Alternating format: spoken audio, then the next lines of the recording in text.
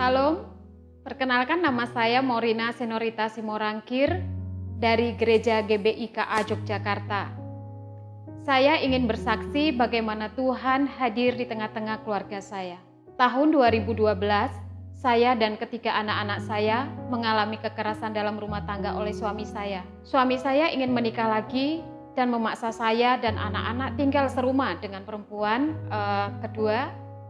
Saya tidak setuju dan saya memilih untuk berpisah. Dan kami bertengkar hebat.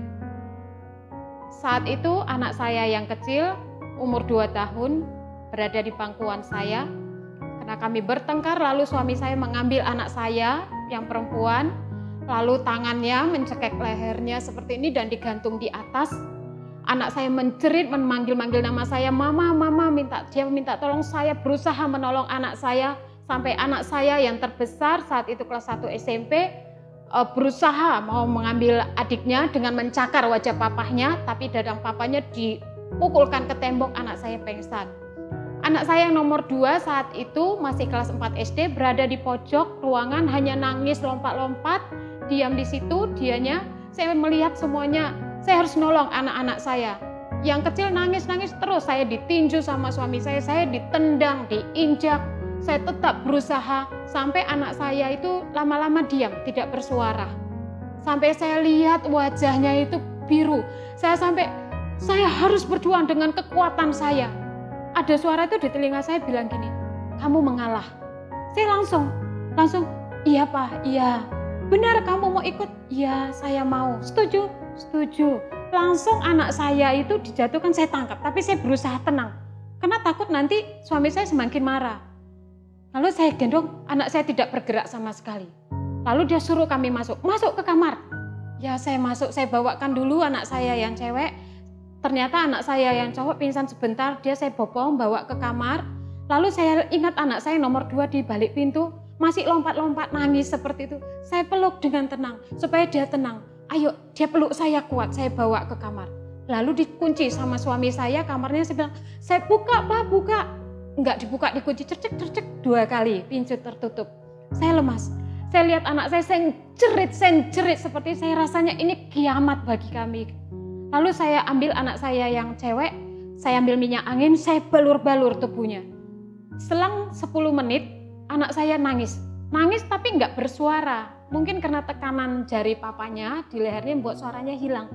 Tapi saya bersyukur dia ternyata hanya pengsan. Terus saya nggak tahu harus bagaimana. Tiba-tiba suara itu muncul lagi bilang seperti ini. Ayo, saat ini kalian juga harus keluar. Bagaimana mau buka pintu? Tadi 2 kali saya sudah berusaha, nggak bisa terbuka. Tapi seperti suara itu membawa tangan saya itu membukakan pintu. Saya ikutin, saya jalan, saya buka. Pintu itu terbuka. Saya langsung gendong anak saya yang cewek. Saya pakai gendongan, saya bawa aja anak saya. Ayo kita keluar sekarang juga. Ada kendaraan motor, saya bawa motor, saya keluarkan dari rumah, saya gendong anak saya, yang nomor 2 saya ikat, yang nomor 1 saya suruh pegang, saya ngebut kemana saya nggak tahu, tapi seingat saya itu ke Jalan Kaliurang. Dan sejak itu saya hanya bawa handphone, saya nggak sempat bawa apa-apa, hanya bawa handphone. Suami saya nelpon berapa kali dan berapa SMS dengan ancaman-ancaman. Dia katakan seperti ini, sekali saya ketemu dengan kamu, saya potong-potong anak kamu di depan saya. Saya tidak tahu harus berbuat apa saat itu, saya bingung. Terus kami dikejar dari tahun 2012 sampai 2016. Kami kemana saja dikejar, tapi puji Tuhan kami tidak pernah tertangkap dengan dia. Lalu saya dengar dari mertua saya telepon saya, dia katakan seperti ini, sudah ya, dia sudah pergi, dia kena jantung, tapi sempat menikah 3 bulan dengan perempuan itu. Saya antara sedih, antara senang, saya tidak tahu. Tapi rasanya kami seperti terlepas dari intayan hantu yang menakutkan. Saya dan anak-anak sukacita, kami memulai lagi kehidupan kami. Lalu saya bawa anak-anak jalan-jalan ke JCN. Rencana mau ke bioskop, mau nonton bioskop. Udah sampai di atas, saya lihat ke seberangnya kok ada 2 orang pakai jas, menjagain tangga, orang jalan naik satu-satu ke atas. Wah, jangan-jangan ini konser. Kami naik, anak-anak naik ke atas. Terus Terus anak-anak dipisah, yang kecil sama yang nomor 2 dipisah.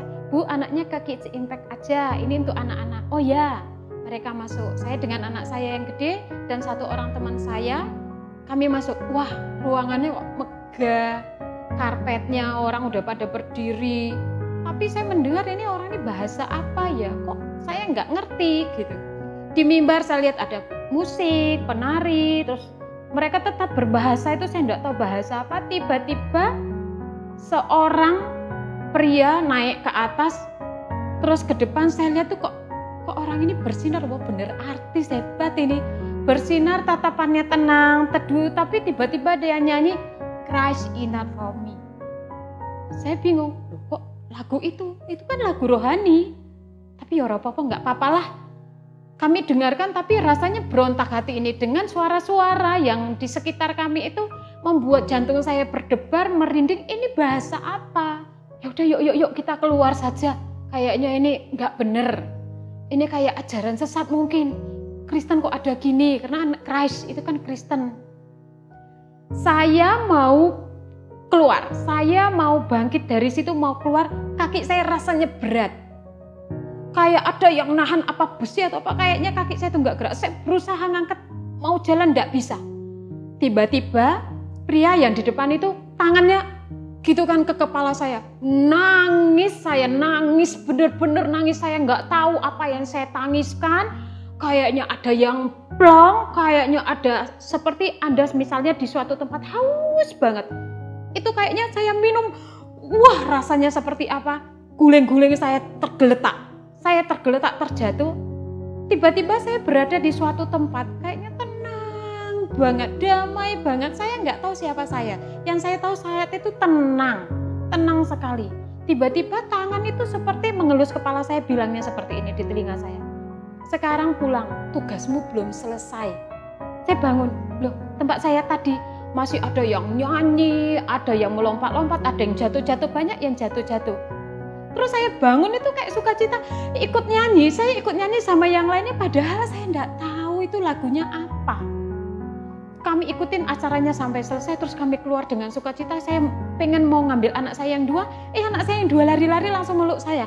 Mama, kami itu tadi seperti ada yang membisikkan, bilangnya gini, kalian itu anak spesial. Saya peluk anak-anak saya, kami nangis. Terus saya tanya sama masnya yang di depan itu, security bilang, saya tanya, Pak itu tadi apa? Itu namanya KKR Bu. Oh hari ini aja? Enggak, 10 hari. Oh 10 hari. Yang tadi yang di depan itu siapa? Oh itu namanya PS Jonathan. Oh ya, sejak itu 10 kali kami berturut-turut ikutin KKR. Dan sejak itu kami menjadi jemaat keluarga Allah.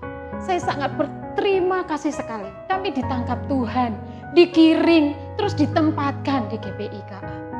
Sejak itu kami ikutin seluruh program SOM, Encounter, SBC, Baptisan, dan kami sekarang menjadi pelayan Tuhan.